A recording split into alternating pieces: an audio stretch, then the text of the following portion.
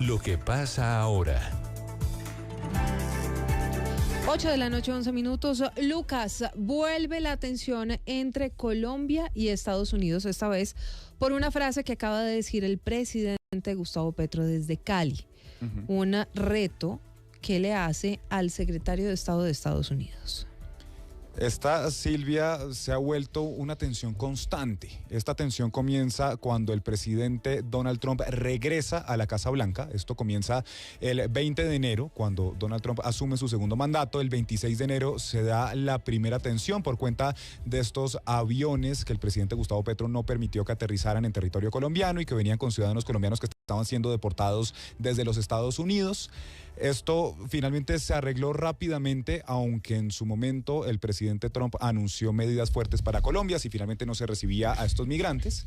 Y le digo que se ha vuelto constante porque, bueno, de enero pasamos a junio más o menos, pero realmente principios de julio, cuando en ese momento el secretario de Estado Marco Rubio llama a consultas al embajador o al embajador encargado, al encargado de negocios aquí en Bogotá, John McNamara, y el presidente Gustavo Petro hace lo mismo con el embajador en Washington, Daniel García Peña.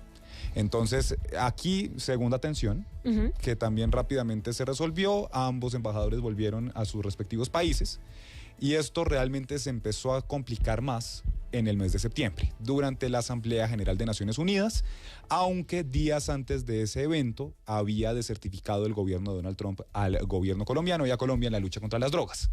Aquí se empieza a complicar la relación y realmente todo escala ese, no sé si de acuerdo usted, ese viernes, sí, que el presidente Gustavo Petro en una calle en Nueva York, pues dijo con un megáfono en mano, sí señor, que le decía a los soldados estadounidenses que obedecieran la orden de la humanidad y desobedecieran la orden de Donald Trump. En ese momento le retiran la visa al presidente Petro y a varios miembros del gabinete. Esto empieza a escalar y iba en aumento cuando, se acordará usted también, un fin de semana, el presidente Donald Trump llama al presidente Petro líder del narcotráfico.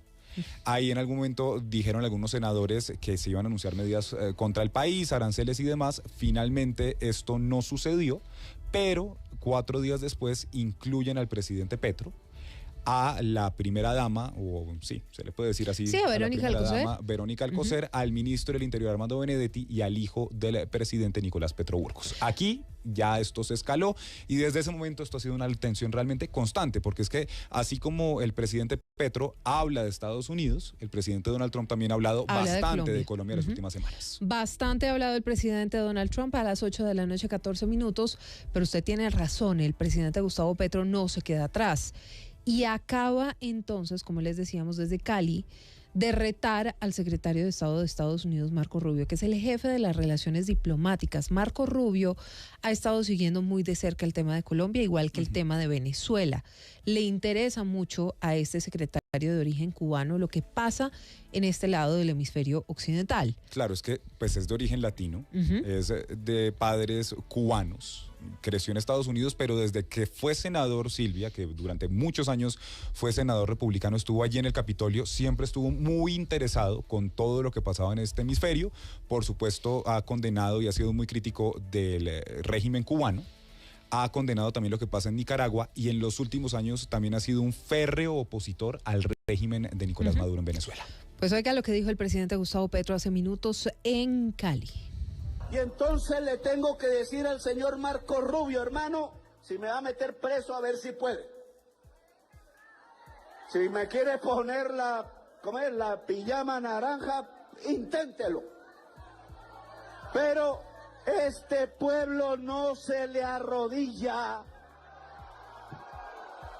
Sus odios del pasado, que no los conozco, ni ningún colombiano es culpable de lo que le pasó a su abuelo o a su papá en Cuba, tiene que arrodillarse porque aquí hay un jaguar a punto de despertar.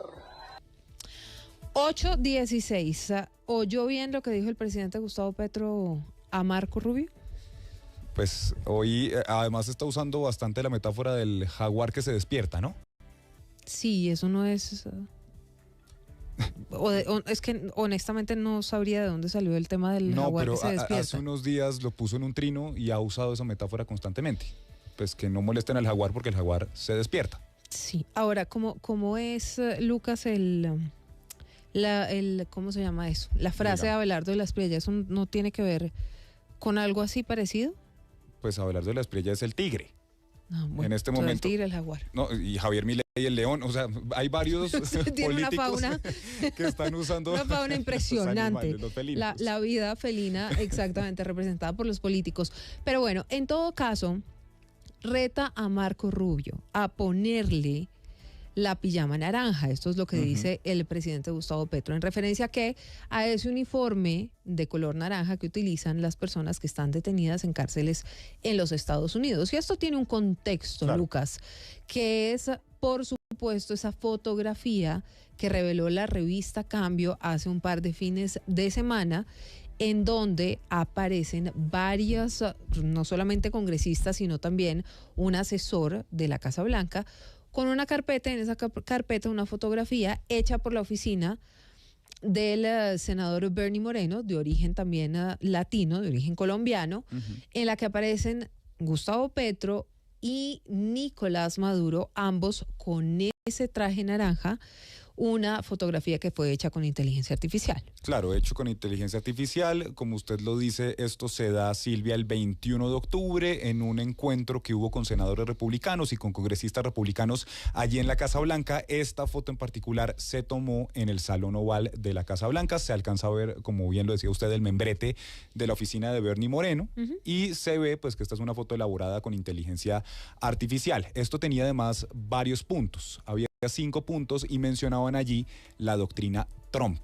Entre esos puntos, porque hay varias cosas de allí que se cumplieron, de acuerdo, estaba, por ejemplo, designar organizaciones terroristas como a varios carteles del narcotráfico. Sí, eso finalmente, designar a varios carteles como en la lista de organizaciones terroristas. Eso finalmente sucede y bueno, eso le dio la vuelta literalmente al mundo. Se bajó de la página oficial de la Casa Blanca la foto, pero estuvo allí alojada durante varios días hasta que finalmente Lucas, la revista Cambio la encontró.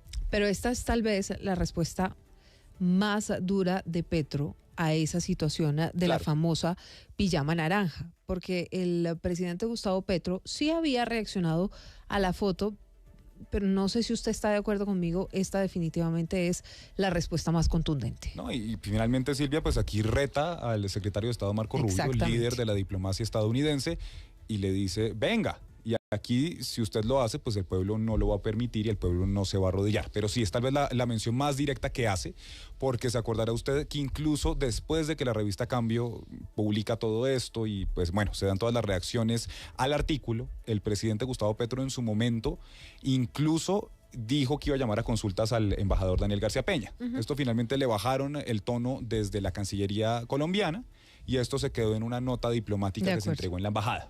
Pero en su momento, pues casi que se iba escalando una nueva crisis aquí entre el gobierno colombiano y el gobierno estadounidense. Vamos a ver en las próximas horas si hay alguna respuesta desde el gobierno del presidente Donald Trump, desde la Casa Blanca o desde la Secretaría de Estado de Estados Unidos, en cabeza de Marco Rubio, que fue a quien retó el presidente Gustavo Petro.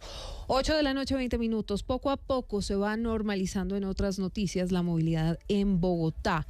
Hubo caos del que no se salvó ningún habitante de la capital del país que hubiera estado en la calle desde cerca del mediodía hasta este momento. Alejandra, usted estuvo en el aeropuerto El Dorado, la alcaldía atendió cerca de 18 inundaciones graves, se cayeron al menos 12 árboles, uno de ellos en la zona T, esto es en el norte de Bogotá. Caos total. ¿Qué está pasando a esta hora? Buenas noches, Alejandra. Silvia, buenas noches. Lucas, buenas noches. Pues sí, la jornada estuvo bastante compleja. Fueron tan fuertes las lluvias que el agua entró al aeropuerto en chorros, inundando varios lugares de toda la terminal. Equipo de servicios generales sacaron el agua, pero la movilidad y los retrasos fueron el problema principal para decenas de viajeros. Algunas zonas de check-in fueron habilitadas a eso de las 5 de la tarde y duraron sin servicio casi una hora, lo que retrasó la operación y el registro de viajeros. Esto dijeron algunas personas a los micrófonos de Blue Radio. Desde Aruba con un retraso de más de una hora. Llegamos aquí a Colombia El avión no aterrizó de inmediato, dio varias vueltas porque estaba lloviendo y cuando llegamos acá resulta que nuestro vuelo ya pasó. Ahora estamos en esta situación que no sabemos qué va a pasar con nosotros porque tenemos que ir a Medellín y el vuelo ya se fue. Buenas tardes. No, pues nosotros tenemos vuelo para Montería, teníamos vuelo para Montería a las 8:25 de la noche. Nos llegó un correo donde decían sencillamente que lo habían cancelado y que nos habían reprogramado el vuelo para mañana a las 12:40 de la tarde, pero no dan ninguna explicación ni nada, sencillamente es lo único que aducen. Estamos en este momento haciendo esta fila porque parece que hay bastantes personas con la misma situación, pero no han explicado absolutamente nada.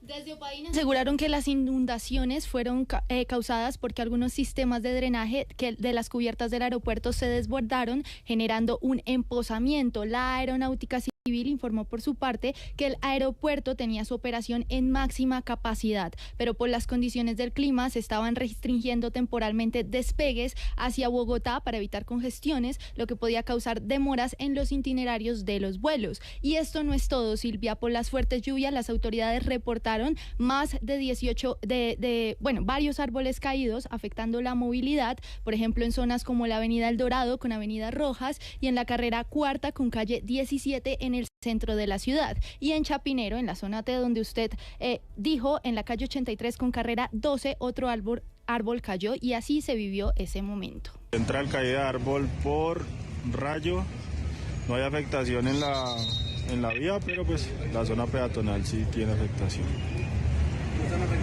En materia de movilidad, la calle 26 en sentido occidente-oriente presentó dificultades por represamiento de carros y los servicios de transmisonal en la calle 80 y la avenida NQS también tuvieron problemas. El alcalde Carlos Fernando Galán reportó que se atendieron 18 inundaciones y la caída de 12 árboles por las fuertes lluvias, además de accidentes de Transmilenio que no reportaron heridos. De acuerdo con el IDIGER, las lluvias se mantendrán durante este fin de semana con la misma intensidad. Complicada la situación de movilidad estuvo esta tarde en la capital, Alejandra, gracias. Complicada también en la calle 72, donde hubo manifestaciones. Y en otras noticias, fracasó el intento de la Fiscalía de agilizar la imputación contra Daniel Quintero y 12 de sus exfuncionarios por presunta corrupción en la compra del predio Aguas Vivas. 4 abogados pidieron la nulidad de esa acusación, argumentando que no se detalló la responsabilidad de cada uno de los involucrados en el escándalo por el mencionado lote. Y ahora la audiencia se retomará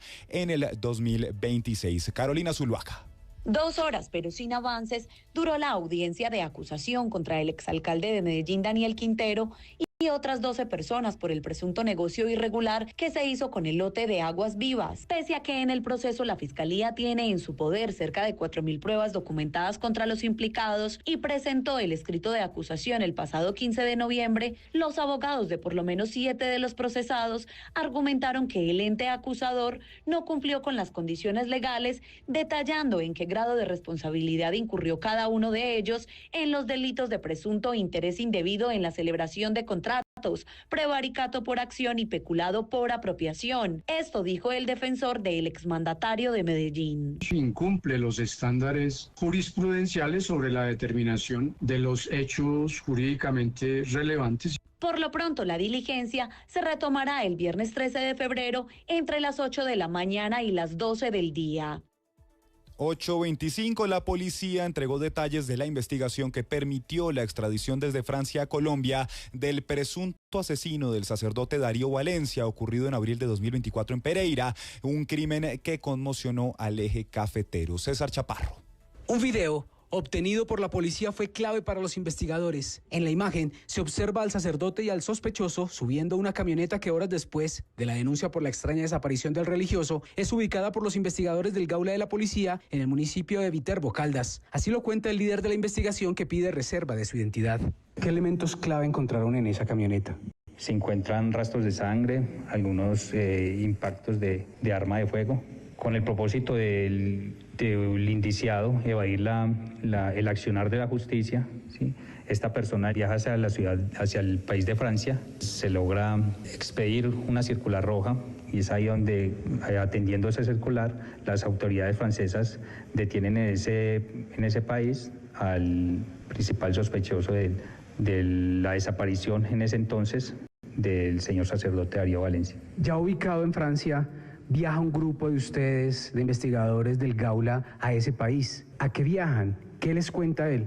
Nos entrevistamos con esta persona. Él pues admite haber asesinado al señor sacerdote y nos da unos lugares, unos posibles lugares de ubicación, y es así que a través de labores investigativas y de corroboración se logra ubicar en zona rural del municipio de Leal Caldas los restos óseos del señor sacerdote. ¿Él les dice por qué habría matado al sacerdote? No, señor, no indica los motivos por los cuales comete estos hechos. Los investigadores regresan a Colombia, ubican los restos mortales del sacerdote mientras se adelanta el proceso de extradición a Colombia, que se cumplió en las últimas horas desde Francia, según lo cuenta el coronel Edgar Correa, director del Gaula de la Policía. Gracias a esos datos, el 20 de septiembre